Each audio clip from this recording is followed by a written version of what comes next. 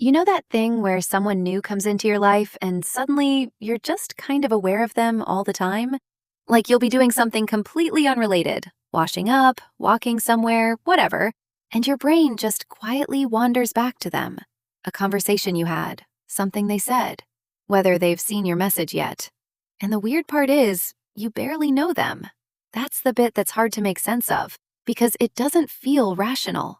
You haven't known them long enough for it to make sense that they matter this much already.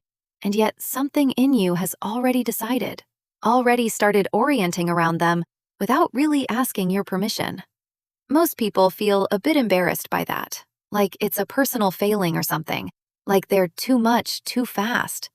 But I don't think that's it at all. John Bowlby, who spent a lot of his life researching exactly this, described attachment as something fundamental.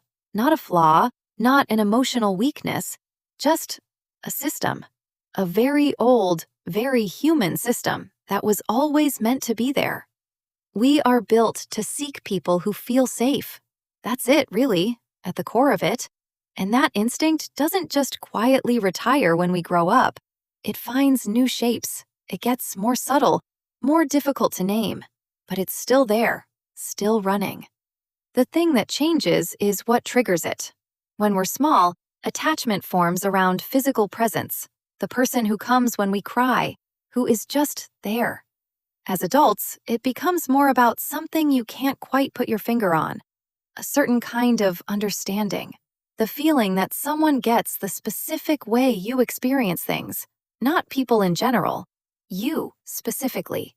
And when you find that, or even just feel a glimpse of it, something in you holds on. Here's the part that's actually quite fascinating. When the brain experiences genuine emotional connection, real recognition from another person, that feeling of, oh, they actually get it. It doesn't just file that away neutrally, it responds. Dopamine gets involved, the same system that handles anticipation, wanting, reaching toward things you care about. And dopamine isn't really about pleasure in the simple sense. It's more of a learning signal.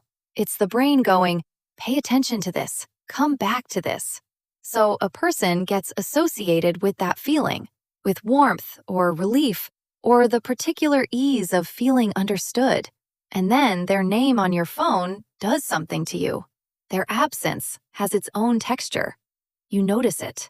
That's not irrationality. That's just the brain doing exactly what it's supposed to do, tracking what has mattered.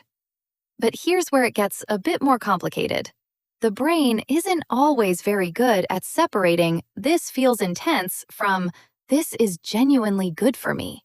Those are two different things, and it often conflates them. Unpredictability, weirdly, tends to deepen attachment rather than weaken it. When someone is warm and then distant, close and then hard to read, your brain doesn't settle. It keeps returning to the question. It stays alert, keeps trying to figure it out. And that feeling of not quite settledness can be mistaken for something meaningful, for depth, for evidence that this person is somehow more significant than others. Which is part of why the connections that are least stable are sometimes the hardest to let go of. Not because there's something wrong with you, but because your nervous system learned, somewhere along the way, that emotional effort means emotional value. And underneath all of that, there's something a bit quieter going on. When you attach to someone, you're not just reacting to them, you're also reacting to what they interrupted. The loneliness you'd gotten so used to carrying, you'd almost stopped noticing it. The version of yourself that feels most real around a particular person. The understanding you'd been waiting for without quite knowing you were waiting. When someone offers that, even partially, even just for a moment, you hold on to it. Of course you do, because it isn't common. The attachment is never only about them. It's also about everything you felt before them. And still, even knowing all of this, people stay attached when logically they probably shouldn't. Even when they can clearly see it's not working, even when they've explained it to themselves 100 times.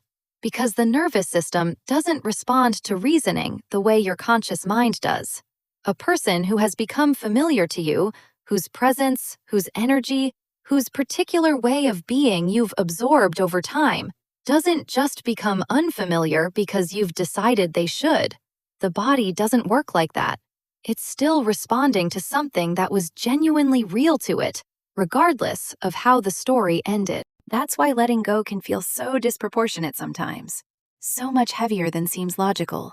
It's not delusion, it's not weakness, it's just the body grieving something it knew was real. What I keep coming back to, though, is this: the capacity to attach this quickly, this deeply, this fully. It's the same capacity that allows people to love anything at all, to find meaning in other people, to feel less alone in the world. It's not a problem to fix. It's not a wound that keeps reopening.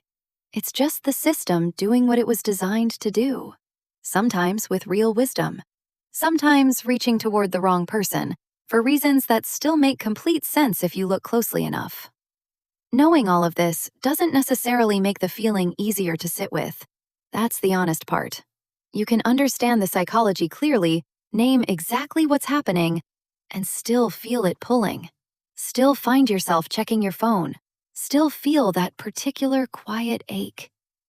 And maybe that's just what it means to be a person. Not the confusion itself, but the fact that understanding it doesn't always change it. There's something oddly comforting in that, I think. When you stop expecting yourself to be more logical than you actually are. When you let the feeling be what it is, without turning it into evidence of something broken. It's just you, doing the very human thing of reaching for connection. That's all it's ever really been.